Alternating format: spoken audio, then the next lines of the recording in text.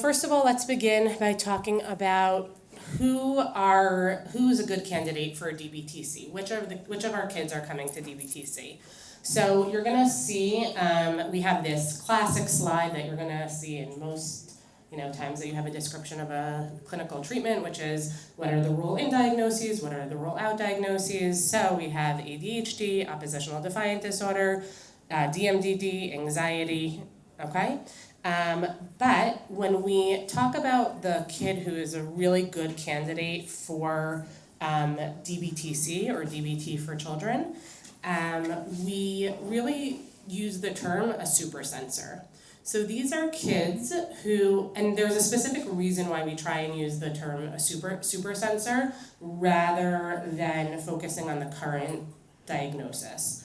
Oftentimes we're seeing kids with pretty significant emotional dysregulation. They're really, really struggling, whether it be in social situations because it becomes super overwhelming for them, at home because they lose it every time their parents say, no, they can't have their 100th ice cream,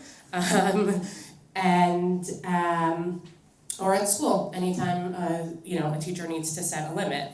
However, these also tend to be kids who are extremely aware of the needs of their friends.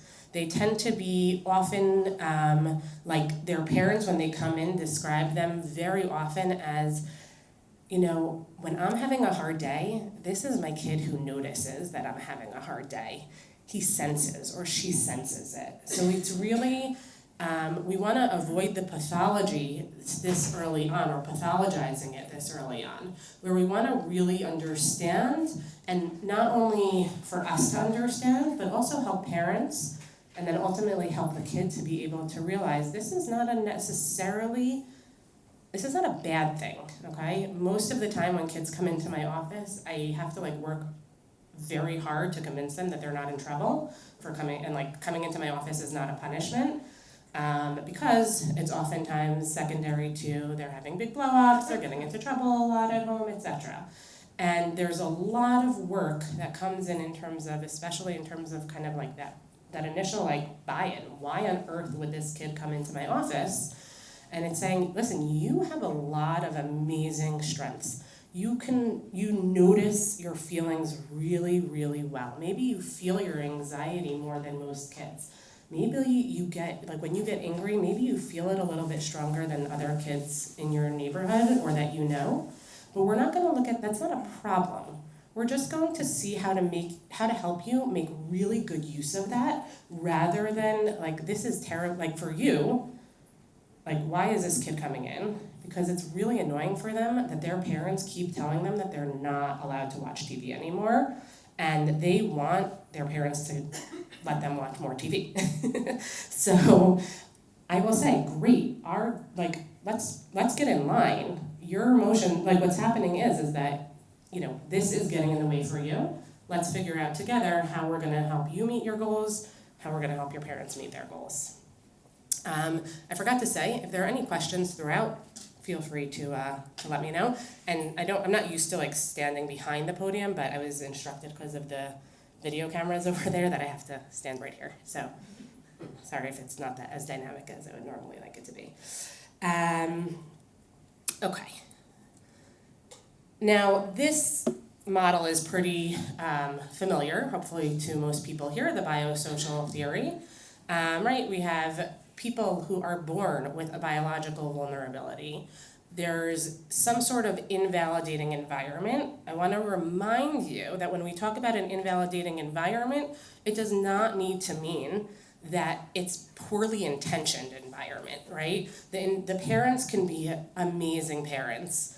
They love their kids to death. They want the best thing for their kids, and somehow it does not match up with the needs of their kids.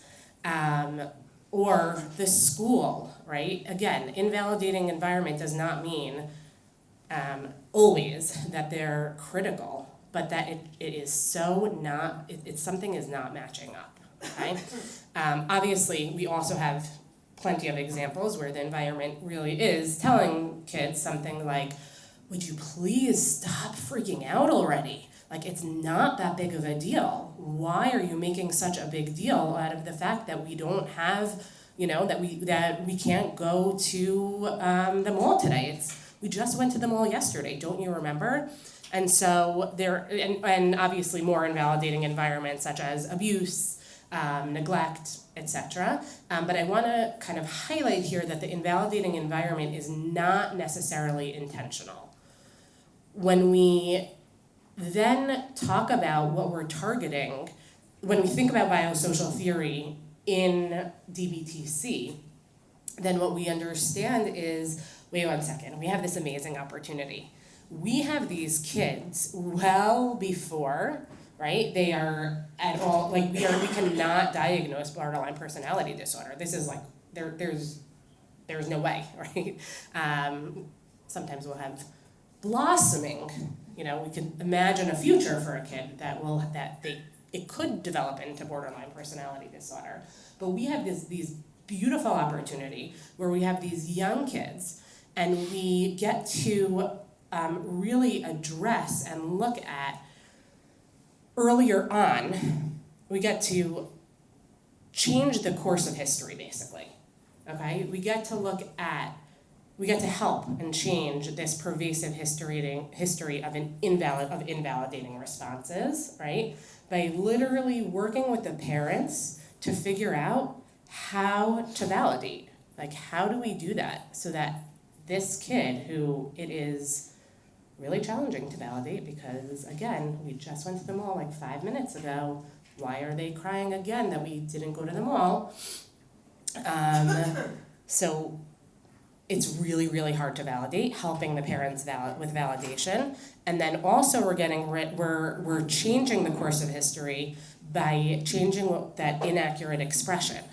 What might be helping these kids in a much earlier stage to be able to learn to develop skills for how to express themselves in a way that can interact with the environment so that they're going to be helping themselves, right? So that they're going to help themselves express how they're feeling, which will then also, obviously, this interaction with helping them, then the environment, and I keep on talking about parents, but I really want to be clear, we're talking about parents, we're talking about schools, we're talking about friends, etc. We're talking about grandparents, we're talking about the people on the street.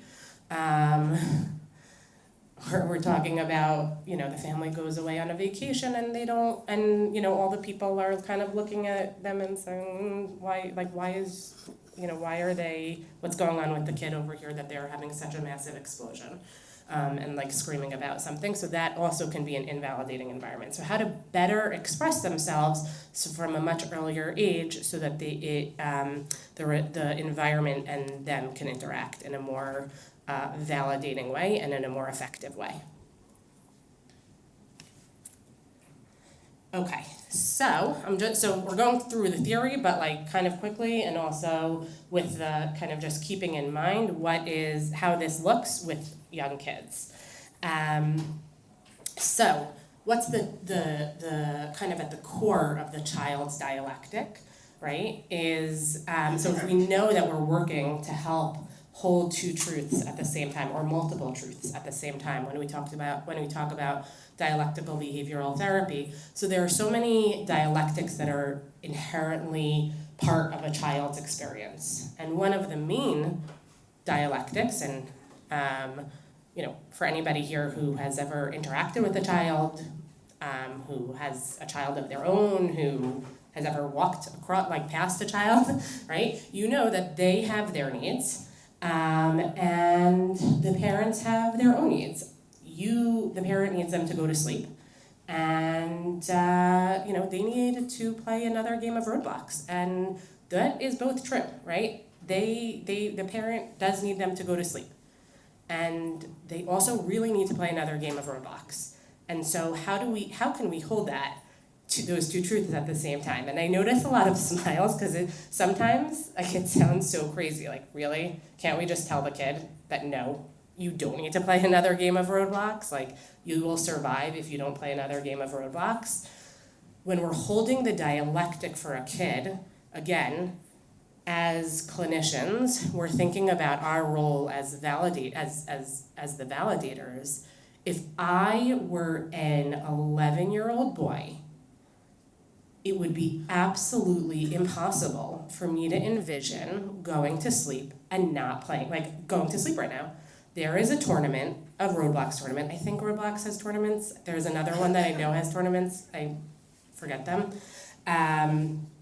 But, right, there is a Roblox tournament, and it is critical that I play, okay? And in order to be the therapist here, in order to work with this 11-year-old kid, I really have to envision how critical Roblox is, how critical, okay? And without, in a really validating way, in the same way that, when we work with our adult patients, I am not agreeing, but I can understand from my client's perspective why they decided to cut.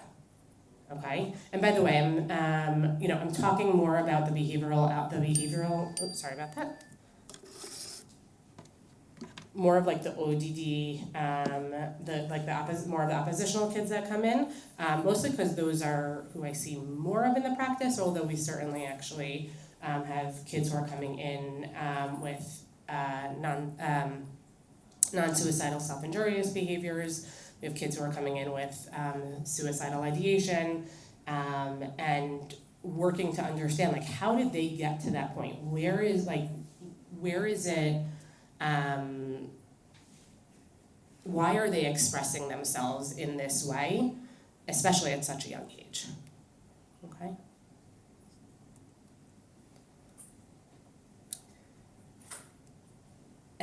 So what are we targeting? And this is unique in terms of DBTC, whereas the three, there's a lot more before we get to to skills.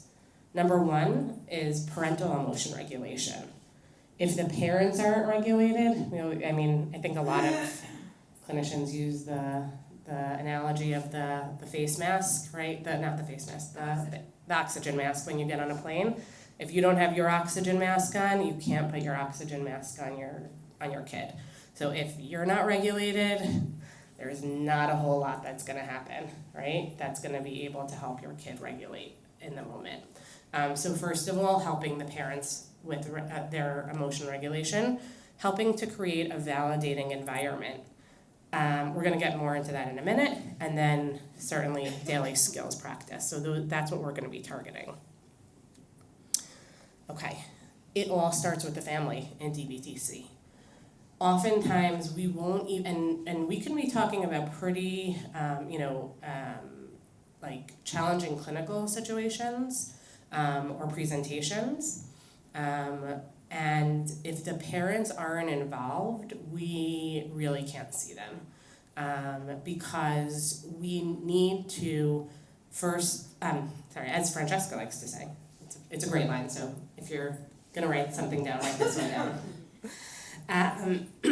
Child's behavior, I'm not going to put on a fake accent, that would be really, actually probably insulting. Child's behavior is irrelevant until environment is able to effectively support progress, okay? So I'm gonna say that again. The child's behavior is completely irrelevant until the environment is able to effectively support progress. The kid's main tool and their first tool is their parents, okay? Now we're not gonna make them, the parent is not gonna become the therapist, but we can help the parent change what's happening in the home to be able to support change for their child. It's all about the transaction between the parent and the child, like in the beginning. In order for anything to happen, we have to start with a transaction, okay? Now, that's why I went back all the way, like when we started a couple of minutes ago, I was very clear when I said about the invalidating environment. I have met some of the most amazing parents that are truly talented parents, and I'm not exaggerating, but when it's not a good match, like when it's not fitting, So then it becomes invalidating, and it can be super frustrating for a parent because they're like, I give all my time to this kid, I give all my energy to this kid. You know, I spend, like, I have 5 or 6 other kids, and if I put, this was a quote, and I will quote this, I have 6 other kids, and if I put the time that I spend with kid X versus the time that I spend with all other 6 kids, I spend more time with this kid than I do all 6 kids combined. And okay. It's never enough. And it's never enough, exactly. Yael Miller is works also at Mahone Kesher and is also a licensed clinical school psychologist, and has also been trained in DBTC, and she will be contributing when I leave things out. So thank you, Yael. Okay. Sorry. What I did want to really highlight here is that this is the work that we do with the parents is based off of parent management training. So it's really an adaptation of it. Okay, so if anybody is familiar with parent management training or has been trained in parent management training, it's very you'll find it very similar. Okay, this is what we work with the parents on, which is first. We have to create the environment, teach them what behavior modification is, how to do it, teach like how behaviors work, then teach about punishment and all different types of consequences in different ways, encouraging behaviors, etc. And then we teach about introduction to dialectics. I cannot highlight this slide more than any, if I tried, which is that the parents first, literally before anything else happens, is they have to change the playing field and the rules of the game. And the kids, we are operating on it's a behavioral treatment, right? And so we know when X happens, then Y happens, we cannot expect anything other than Z to happen. And oftentimes, parents will find themselves in this situation of saying, like, come on, don't do that. Or, like, can you stop that? Going really head to head with their kid, okay?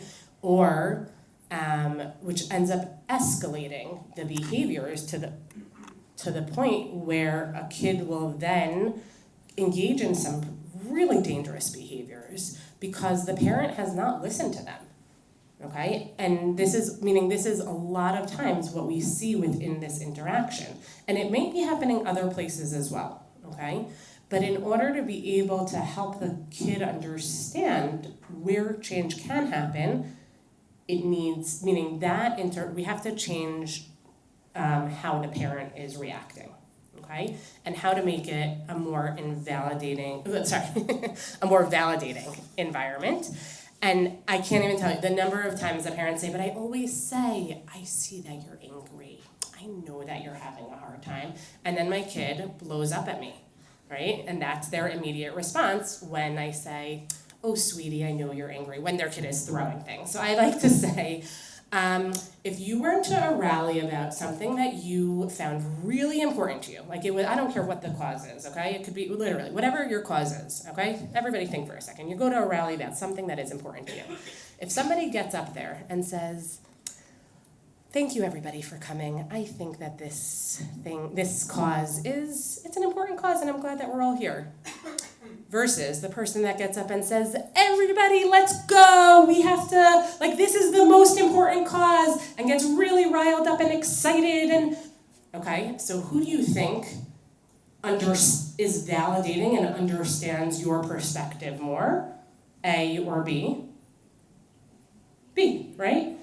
And when we're talking about validating, it's getting the kid, that environment where the kid feels like, oh my God, my parent really gets how important this is, because I didn't need to push their buttons to get them upset, because they are showing me how upset they are about not being able to play Roblox. Oh my God, it's terrible that we're not able to play Roblox. I get it. I love playing Roblox. When I was your age, I remember I had Nintendo games.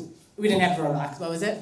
It didn't exist. It didn't exist, exactly. But when I was your age, and by the way, I have parents coming up with these like fantastical stories about things that didn't necessarily happen, but they come up with like pretty, not that far away from their own experiences, right?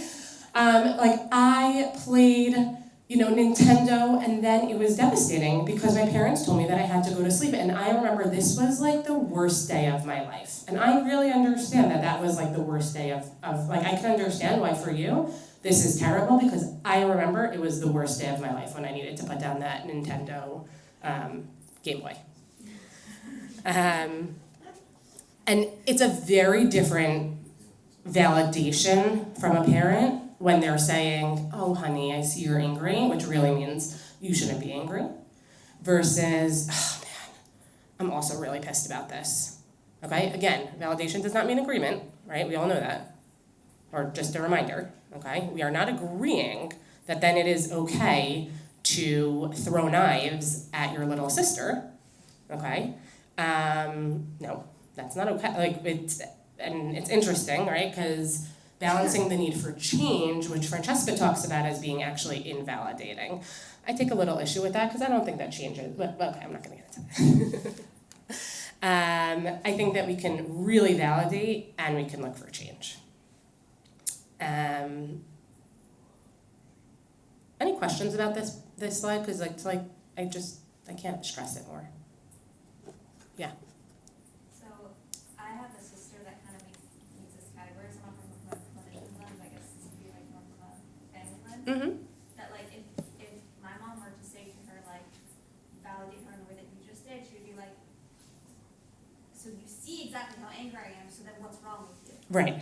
Oh, what's wrong with the parent, or what? Yeah, like she would tell my mom like you. Oh, why are you not letting me go to sleep then? Yeah. Like, Yeah. Like you're even more cruel now that you're. Right. Yeah. So the amazing thing is that all of a sudden, once a kid feels validated, the need for like, okay, now we can have a conversation.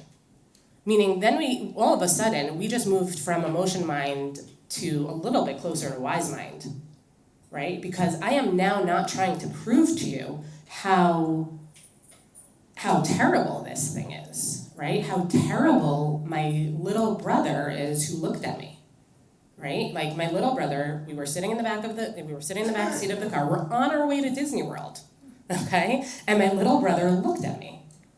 And this was like the worst, and that's it. Disney World was ruined because my little brother looked at me. And I have now taken knives towards my little brother because he looked at me, okay?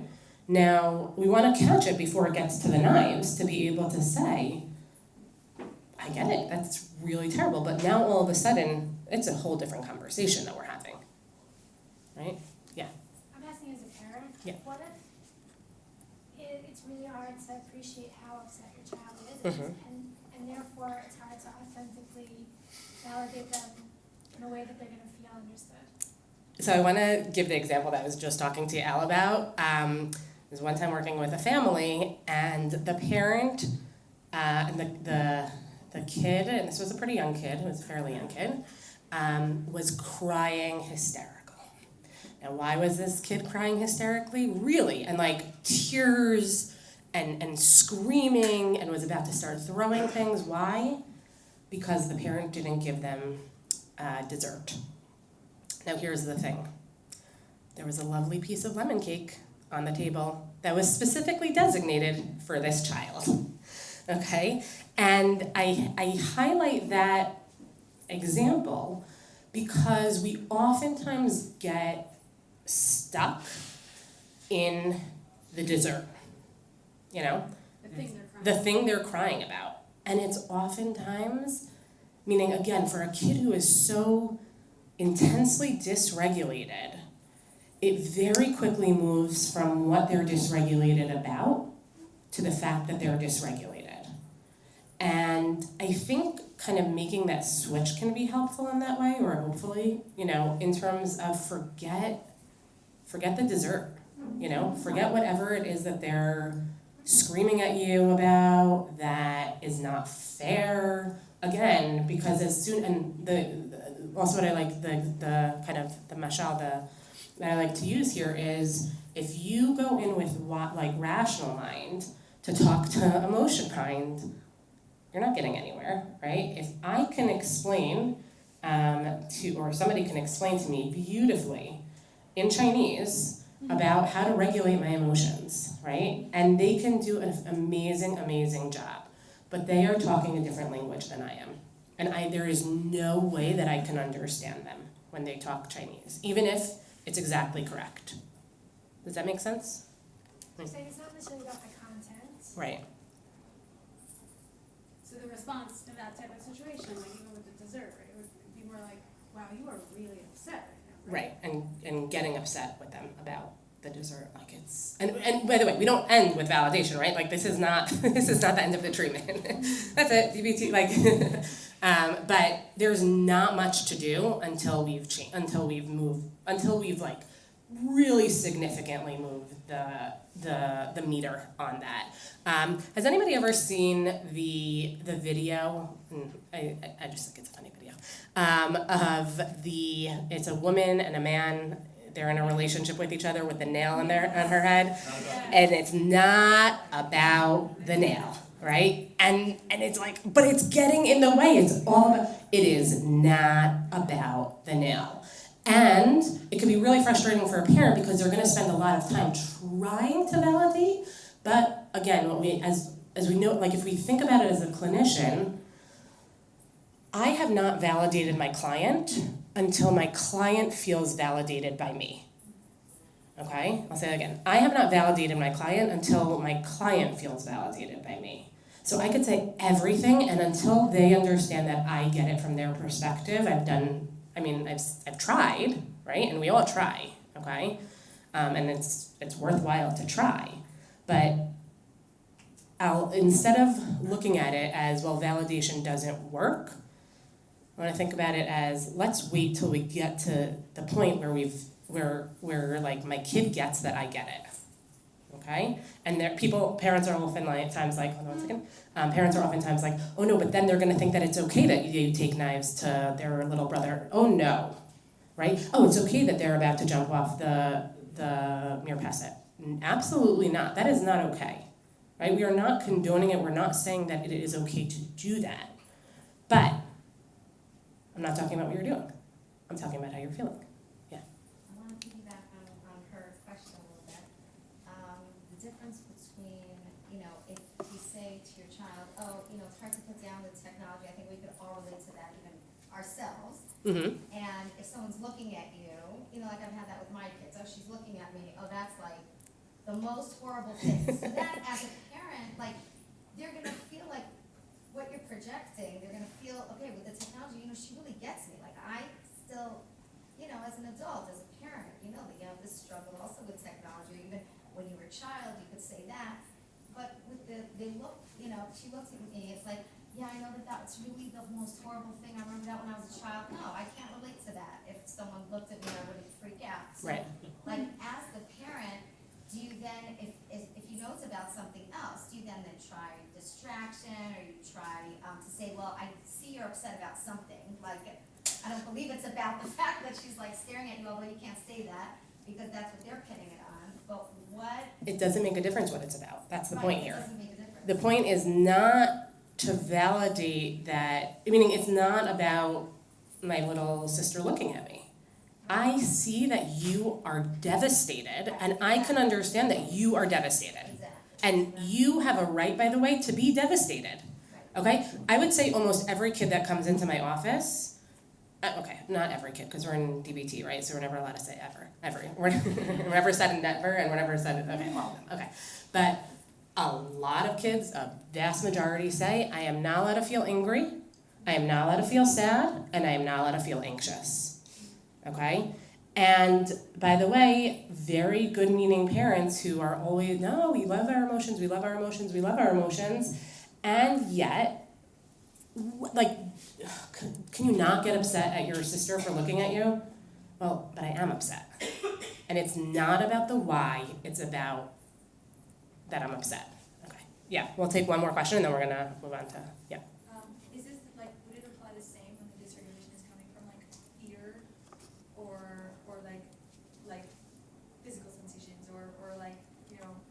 Mhm. Here's a big. Oh, absolutely, right? Meaning when kids come in with anxiety, and meaning I'm not talking about like OCD treatment in here today, but it's like another hat that I wear, is one of the first things to understand is how important anxiety is. And it helps us to prepare. It helps us to prepare for safety, right? And so anxiety, meaning we'll talk to, meaning almost most kids that come in with to my office with, let's say, OCD, anxiety, etc. So the first thing that I'll talk to them about is, hey, do you guys have a mamad in your house? Yep, you do? Okay, great. Who decided to build a mamad? I don't know, they built it a long time ago. Okay, but there were no zakut when they built the mamad. That's true. So they had to like kind of be a little anxious that there might be something that might happen in the future, and that helped to prepare the mamad. It works for kids. Like kids get it because it's their reality, especially over the last 2 years. Okay. Okay. So here's some other dialectics in some of the other dialectical dilemmas. I'm gonna actually kind of skip, but actually I really want to highlight here because we spend a lot of time on the permissive versus restrictive. Like that dialectical dilemma with parents and helping, and oftentimes I'll have different parents who come in with different parenting strategies or approaches, and spend a lot of time on helping kind of move towards a dialectical approach of being able to hold two truths at the same time, or to find somewhere in the middle. Here, so it looks a little bit different, but I just wanted to highlight in terms of the hierarchy of primary targets, similar to what we have with adults, right? Is that we really want to make sure that we're prioritizing our targets, because a kid who has, again, been threatening or been standing on their mirror set, ready to jump numerous times, we've decreased that behavior, at the same time, they are also not doing their homework. So we really have to make sure, because, by the way, the school is calling the parents and telling them, but you don't understand, your kid has not been doing homework, and they need to do homework, and this is the priority, it must happen. And that's true. It's important for a kid to learn and develop, etc. However, if they're not alive, then there's no homework to be done, right? And so we really have, and it's a hard process in terms of helping the parents get to that target sometimes as well, and obviously as well for the kids, is how do where does this fall? And it might mean, by the way, that my kid might be up all night watching TV. And it's not where does it fall on my target hierarchy? Okay? It might mean that my kid is the most says the most disgusting things to me that I wouldn't wish a sailor to say, I wouldn't want to hear out of a sailor's mouth. And that's where does that fall on our target hierarchy? Okay? And this can be a very difficult process to be able to put that, into order. Okay, so the structure here is interesting because it's really function over form. So the original program worked like this, where the program was 30 minutes of individual session for the kid, 20 minutes of parenting session for the parents, and then 40 minutes of skills learning for parent and child together, all individual. We're actually on a team meeting, I would say, I don't know how we could call it, or we're in discussion with Francesca and some other groups that are also doing DBTC about developing, we run it in a group, and plus individual, so that the kids also then not just learn it, but then implement it. The parents not just learn it, but also implement it. But it wasn't developed originally as a group. I think we have a lot of fun in the group. It's a group of kids that are oftentimes not having a great time in other settings and love that there are other kind of kids that also aren't having a lot of success in other settings together. So we have a really good time. Another team that we've met with also said they're like, this is the highlight of my week is our DBTC group skills meeting, because it's fun and it's kids having fun.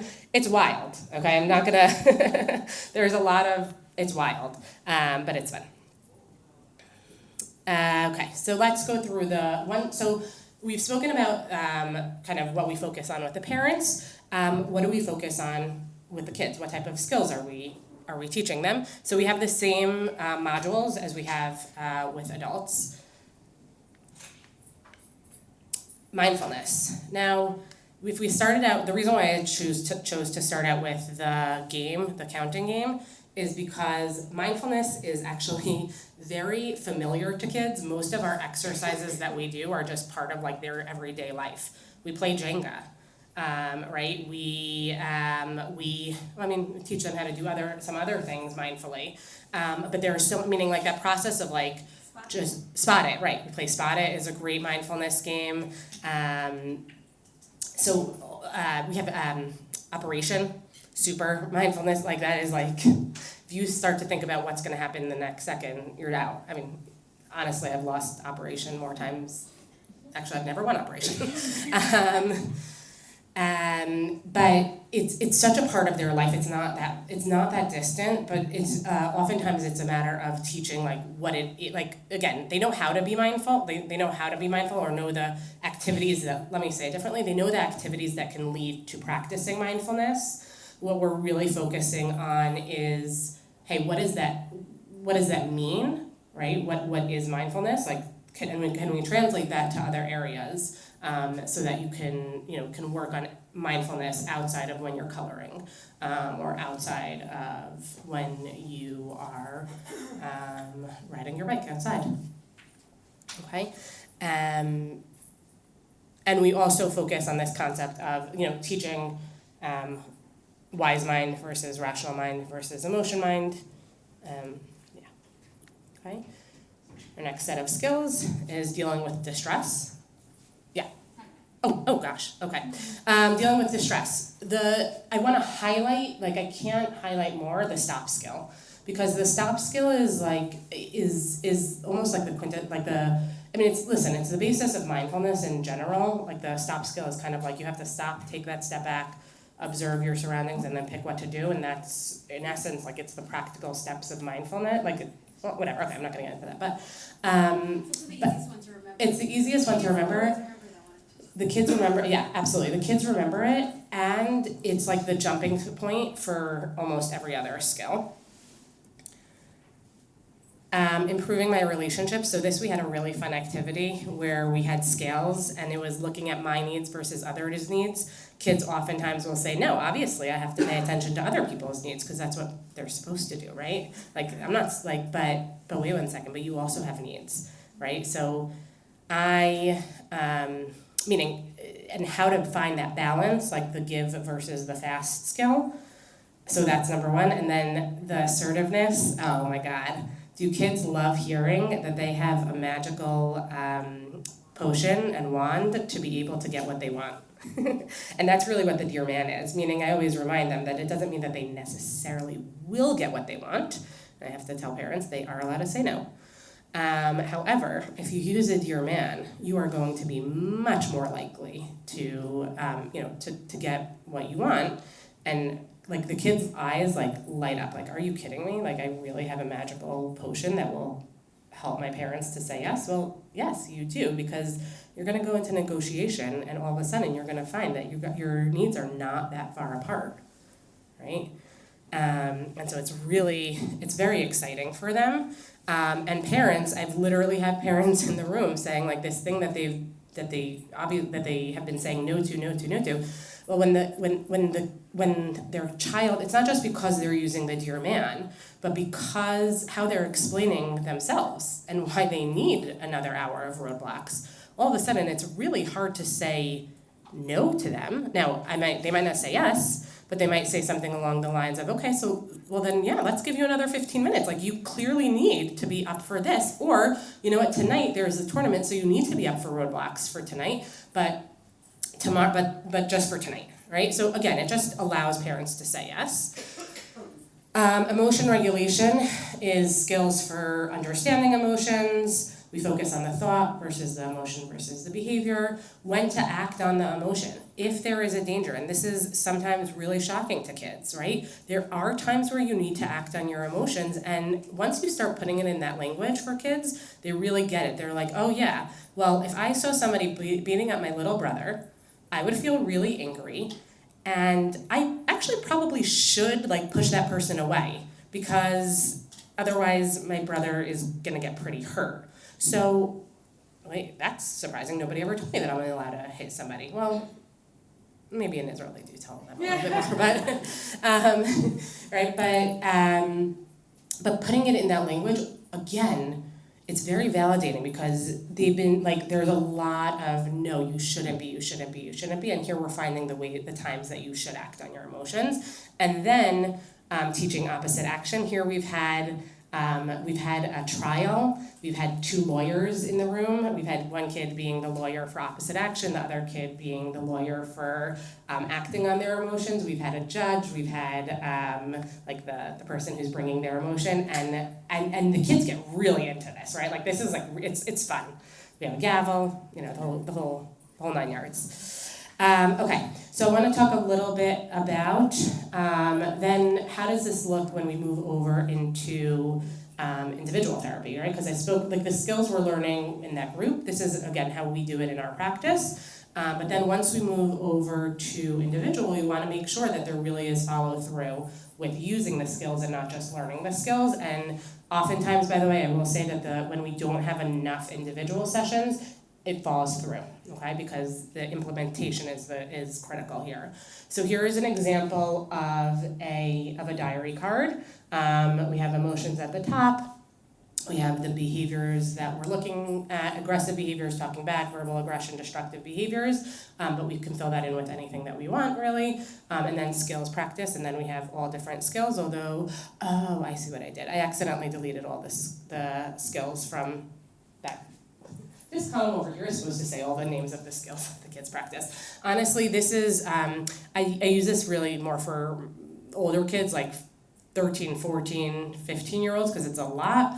This is what I use for my younger kids. I have them identify how do they feel each day of the week, what behavior am I working on, and then we go through the skills that they've done and then that they've learned so far. And then how many times have I had an urge to, whatever the behavior is, and then how many times did I actually engage in that behavior. Okay, so it's just like a little bit more familiar to them and easier to read. Individual sessions, we're gonna go into a behavior chain. I like to do it with literally like sukkahs chains. It's fun. Again, it's just like they're familiar with how one thing leads to the other, and then we create a second diversion for when they would be able to use a skill, and what would that look like instead, where along the chain could they have done that. And it allows kids in a way that doesn't feel judged to be able to walk through the process, because usually a kid will usually come in, well, how did you end up taking the knife, like running around the house with knives and saying that you were gonna hurt your brother or your sister? I don't know. Okay. Where were you before that? I was in my bedroom. Okay. What were you doing? I don't know. All right. Were you breathing? Yes, I was breathing. Okay, good, right? Getting by it. Okay, you were breathing, good. Was anybody else in your room? And there's a lot of like detective work here, and kind of a lot of stating the obvious for them, but it opens up the door for them to be able to say, oh, well, actually, my brother was in the room. Oh, your brother was in the room. Why was he in your room, right? Now all of a sudden, like, what happened that brought him into your room? Oh, yeah, I was screaming at him. Oh, okay, right, meaning like whatever the chain is, but we want to really like just, you tell me like what happened, right? And what happened before then and what happened before then. Phone coaching is an interesting,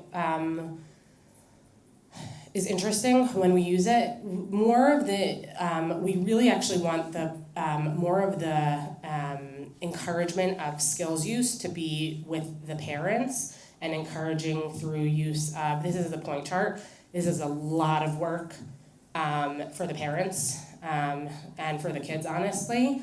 When it works so beautifully in terms of helping the kids like practice their skills. I have a parent who says to me, like, what do I care if I give my kid a shekel just for like breathing? Great, it got them to practice breathing, and it could be in the most benign time, but now they just practice breathing, right? Or they just, like, they came up to me and they asked for the pen, but they used a Dear Man, and it wasn't that they weren't dysregulated about the pen, but now they just, all of a sudden, I got them to practice using a Dear Man, so it's really encouraging them, and so that's like, it's more focused on that, but we do include phone coaching when necessary, okay?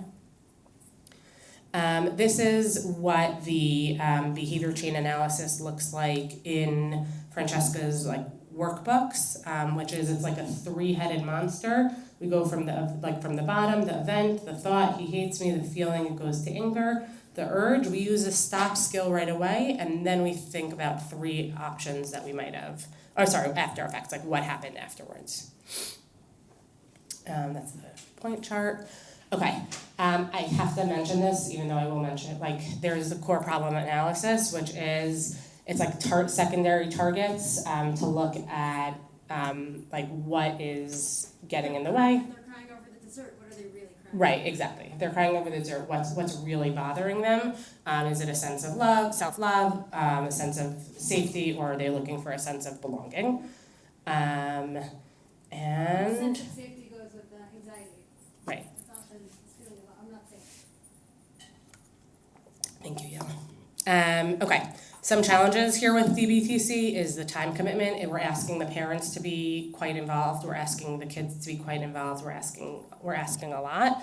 But again, we oftentimes get kids who have failed out of a lot of other types of treatment, and so we need like a higher level of care. The kids' commitment to treatment. If we're talking about oppositional kids, I have lots of kids who won't talk to me.